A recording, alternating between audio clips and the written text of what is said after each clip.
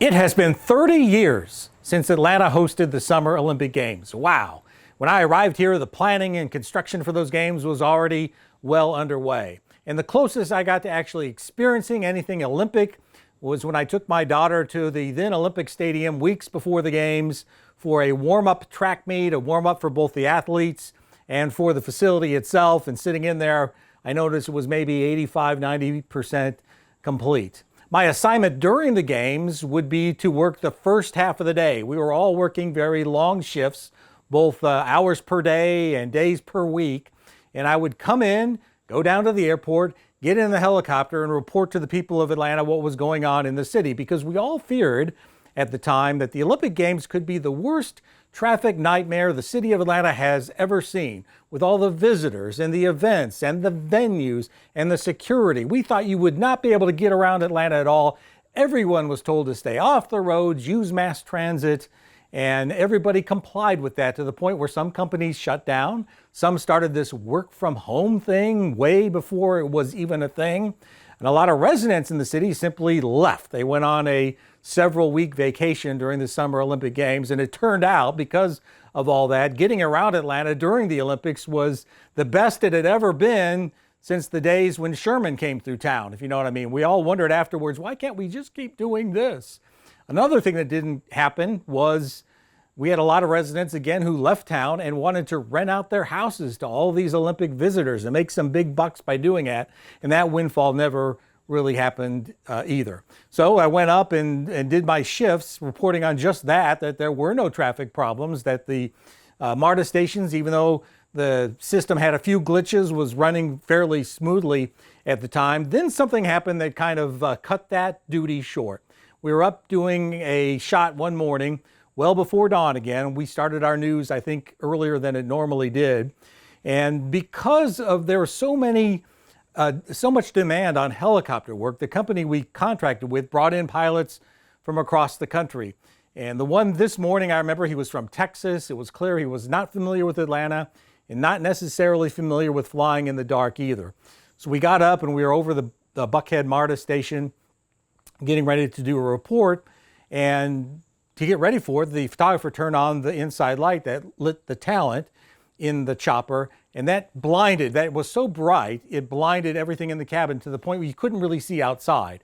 And I think the pilot lost situational awareness, and we started doing something I was told was settling with power. That's when the helicopter is hovering. Helicopters don't like to hover.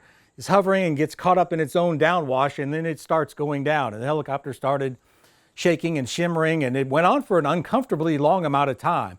I had my reporter's notepad with me. I covered up the light to try to help the pilot get some situational awareness, but it took a little while before he put the stick forward and we got out of that stall. And I just remember looking off to my left, and we were below the height of some buildings in Buckhead, and it was close. We were close to having something extremely bad happen.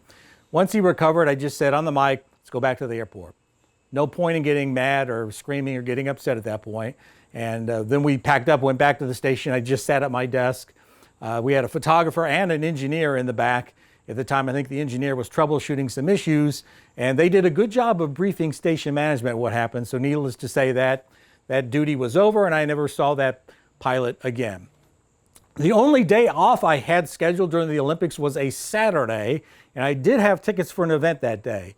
But very early in the morning, I got that phone call that you never want to get from the station desk saying that an explosion had gone off in Centennial Olympic Park. Apparently a bomb had been planted there. I needed to come in. So I got in and showered, called in, and guess what they wanted me to do? Back to the airport to get in the chopper to go over Centennial Olympic Park.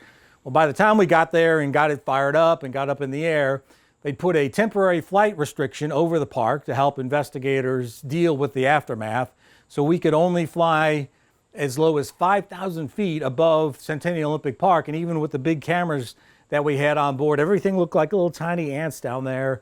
And I don't know how much of a perspective it brought to the coverage that morning, but we did do several live reports from over Centennial Olympic Park. Then as the day progressed and they decided the Olympics are going on, the events are going to continue, we started going over to venues to see how security was at those venues, how turnout was, and that sort of thing as well. So the first half of my Olympics was over. The second half quickly became the crime scene, right?